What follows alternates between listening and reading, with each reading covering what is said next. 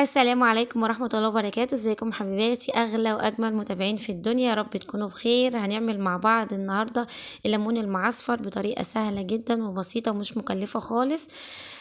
هناكل منه بالظبط بعد اسبوع كده او 10 ايام هتاكلي احلى ليمون مخلل. يعني ليمون احلى من اللي بنشتريه من بره بكتير. باسراره وتكاته كده كلها هنا في الفيديو ده. ان شاء الله الفيديو هيعجبك. هنعمله هيفضل معاكي شهر وازيد من شهر كمان، عامل زي العجمية كده زي الزبدة، مش هيتهري منك ولا اي حاجة خالص. عملت معاكم قبل كده الليمون اللي هنعمله ونركنه كده ونفتحه على رمضان ان شاء الله، موجود معايا اهو، وهنفتحه مع بعض على رمضان ان شاء الله بامر الله. انما دلوقتي هنعمل المخلل السريع اللي هو كلها اسبوع كده ولا 10 ايام وناكل منه. هنعمله بطريقة حلوة قوي قوي. يلا نخش على الفيديو، بس قبل ما نخش على الفيديو ما تنسيش تحطي لايك للفيديو وتشتركي في القناة لو اول مرة بتشوفيني، وتفعلي زر الجرس عشان يوصلك كل جديد، وتشيري الفيديو مع اصحابك وحبايبك واخواتك. يلا بقى نقول بسم الله ونصلي على الرسول عليه افضل الصلاة والسلام، ونشوف هنعمل الطريقة او وصفة الليمون المعصفر ازاي. ونقول بسم الله. ومعايا كده كيلو من الليمون منقياه اصفر، تحاولي تنقيه كله اصفر كده زي ما انتم شايفين، وغسلاه كويس جدا جدا. كيلو الليمون هيحتاج لكوبايه من عصير الليمون، نص كوبايه من الملح، وربع كوبايه من الخل. المقادير دي لكيلو ليمون. انت عايزه بقى تزودي ليمون هتزودي المقادير. يبقى زي ما قلنا كيلو ليمون عليه كوبايه من عصير الليمون، نص كوبايه من الملح، ربع كوبايه خل، معلقه حبه البركه. ما نزودش حبه البركه علشان ما تغمقش معايا الليمون. معايا معلقتين كبار من الجزر المبشور، معلقتين من العصفر، معلقة كبيرة من هريسة الشطة. لو مش حابة استغني عنها واستبدليها بفلفل أخضر أو فلفل رومي. بس هريسة الشطة حلوة جدا جدا. لو ما عندكيش هريسة شطة بتستخدمي قرنين فلفل أحمر بتدقيهم كويس قوي، ولو مش حابة حامي استخدميه رومي، بس بيبقى حلو جدا جدا. ومعايا قرن فلفل كده أخضر للطعم مش أكتر. اول حاجه بقى بعملها ايه بعد ما جهزت المقادير بتاعتي؟ بجيب الليمون وبعمل فيه علامه الزائد كده من فوق زي ما انتم شايفين. بقطعه كله كده بالسكينه بالطريقه دي. بتقطعيه نصين كده بس ما توصليش لاخر الليمونه، بالظبط كده زي ما انتم شايفين. هقطع بقى الكميه كلها، قطعتها كلها اهو كده زي ما انتم شايفين. بصوا، قطعت الكيلو كله. تعالوا بقى نشوف المرحله اللي بعد كده ايه. طبعا الليمون والملح والخل دول مش هنستخدمهم دلوقتي خالص. بعد كده هروح بقى على البوتاجاز، معايا حلة فيها مية بتغلي، ومش هحط مية كتير، يدوب على قد الليمون. يعني كيلو الليمون ده هياخد حوالي كده نص لتر من المية، وتكون بتغلي، وهسقط فيها الليمون كده بالشكل ده. هنا بقى هنسيبه قد ايه على النار؟ هنسيبه يغلي لمدة 5 دقايق، من 5 ل7 دقايق. تمام. تعالوا بقى على بال ما ياخد غلوتين 3 كده على البوتاجاز نحضر الحشوة اللي هنحشي بيها الليمون. اول حاجه كده جبت معايا طبق هحط فيه بقى المكونات اللي هي حبه البركه والجزر المبشور والعصفر وهريسه الشطه.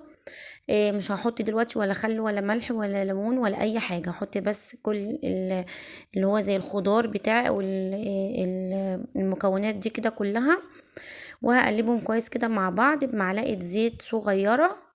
هقلبهم كويس. الزيت هنا حلو جدا، هيدي لمعة حلوة قوي كده لليمون، وكمان هيخلي الخلطة دي كده تتماسك مع بعضها وانا بحشيها في قلب الليمون.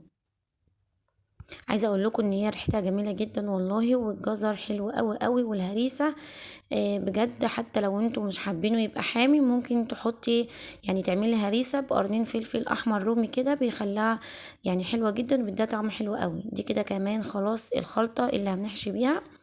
الليمون بقى عندي زي ما انتوا شايفين كده خلاص اهو، قعد حوالي كده 5 او 6 دقايق على النار. هبتدي بقى ان انا اشيله، واول ما يهدى كده شوية هروح احشيه كده بالمكونات اللي احنا خلطناها مع بعض. هنا بقى مية الليمون دي انا ما برميهاش طبعا، هتغسلي بيها المواعين، هتحطيها مع صابون المواعين، هتصبيني بقى مثلا بيها الحمام بتاعك، هتحطيها في البلعات بتاعه الاحواض عندك.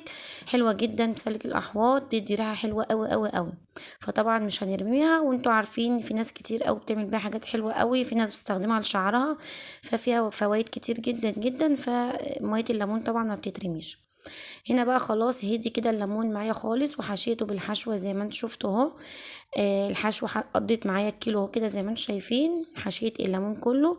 معايا بقى برطمان، البرطمانين بتوعي كده، البرطمان بتاعتك تكون متعقمة. متعقمة ازاي؟ غسلاها بمية سخنة كويس قوي وسايباها لما تنشف تماما.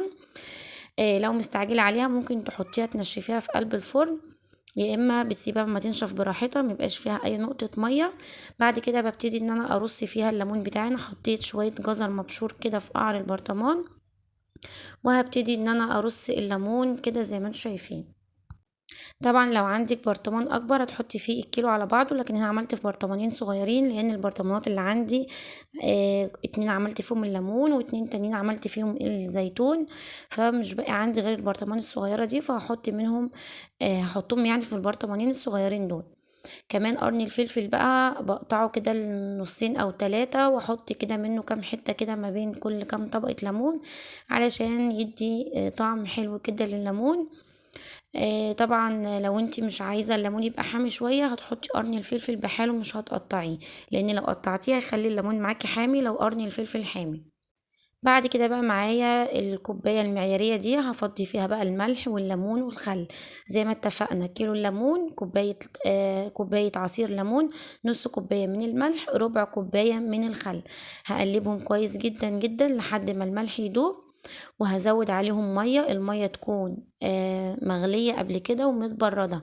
اهم حاجة في الموضوع ومن التكات اللي احنا بنقول عليها دي تحفظوها كويس جدا، دي اللي تطلع معاكي ليمون مخلل ناجح جدا. المية تكون مغلية وتكوني مبرداها. هزود بقى كده الكمية معايا، وهبتدي بقى ان انا احط المية دي والمية بالليمون بالملح بالخل فوق الليمون لحد ما اغطي الليمون كده. في اتبقى شوية ملح كده في الكوباية، احط عليهم كمان شوية مية وادوبهم كويس وافضيهم تاني فوق البرطمان. بعد كده بقى ايه بيبقى سايبه مساحه صغيره كده زي ما انتم شايفين. هحط بقى على وشهم شويه زيت. الزيت ده مهم جدا، هيمنع اي دخول هواء علشان ما يكونش بكتيريا ولا اي حاجه من الكلام ده.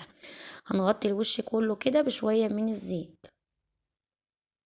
طبعا الزيت يكون نضيف، ما يكونش زيت له ريحه عشان ما يعملش معانا ريحه في المخلل. بعد كده بقى هقفله بالاسترتش كده برضو عشان يمنع اي هوا.